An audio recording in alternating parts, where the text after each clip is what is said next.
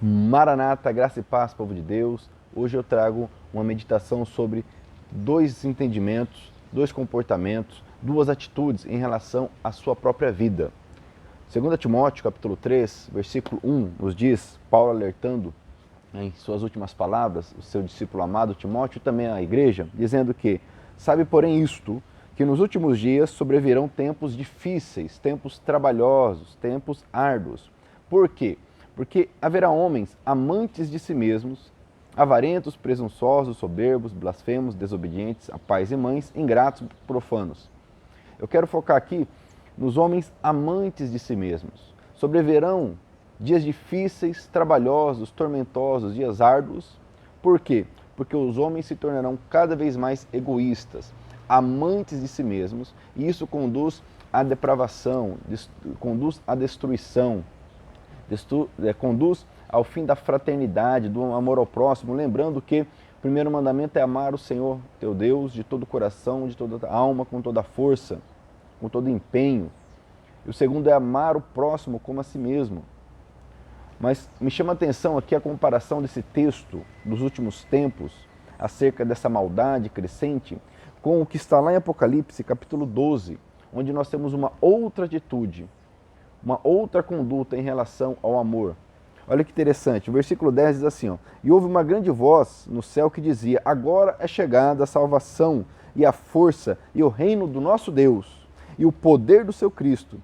Por quê? Porque já o acusador de nossos irmãos é derrubado, o qual diante do nosso Deus os acusava de dia e noite. Olha que interessante o versículo 11. E eles o venceram, os nossos irmãos, e eles os venceram, o venceram pelo sangue do Cordeiro e pela palavra do seu testemunho, e não amaram as suas vidas até a morte. Glória a Deus. Nessa visão, nessa revelação do Senhor Jesus Cristo, ao seu servo amado, discípulo amado, João, ele então mostra a vitória dos cristãos, a vitória daqueles que creem no Senhor. E dizem que a arma, ou as armas que eles utilizaram foram, diz aqui no versículo 11, venceram pelo sangue de Cristo e pela palavra do testemunho. O sangue de Cristo nos fala da redenção que o Senhor produz em nossas vidas, quando nós cremos e entregamos nossa vida a Ele. E a palavra do testemunho, a palavra que é a verdade, a palavra que liberta, a palavra que transforma, a palavra que é a espada afiada de dois gumes. E, com essas duas armas, eles tiveram a atitude correta. Não amaram a própria vida até o fim. Veja que contraste. Olha que contraste. Enquanto Paulo nos alerta dizendo que nos últimos tempos virão dias trabalhosos, porque os homens serão amantes de si mesmos, aqui nós vemos a vitória mediante o sangue de Cristo e a palavra do testemunho por aqueles que não amaram a vida até a morte.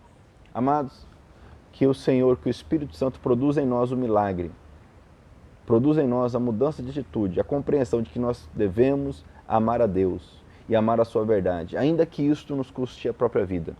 Conforme um princípio que aprendemos no currículo Hombridade, há coisas mais importantes do que a própria vida.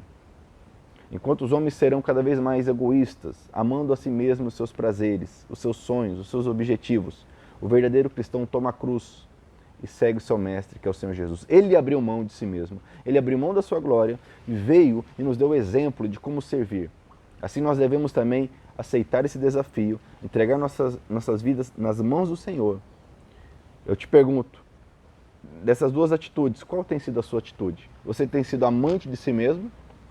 Ou você tem, com o testemunho da palavra, mediante o sangue de Cristo, morrido, ou aceitado, ou crido no Senhor Jesus a ponto de morrer para si mesmo, a ponto de crer até a morte, se assim for necessário. A morte do eu, a morte, seja a morte física.